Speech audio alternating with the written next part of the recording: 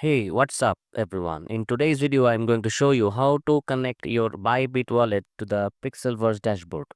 And yes, it's working in 2025. First things first, if you don't have an Ethereum wallet yet, you'll need to create one.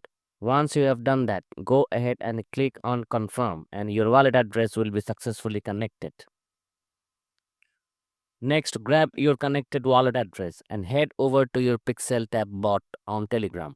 Tap the wallet icon at the top right corner, select Bybit and paste the wallet address you just copied. And that is it. You will see your wallet successfully connected to both Pixelverse Dashboard and the Pixel tab bot.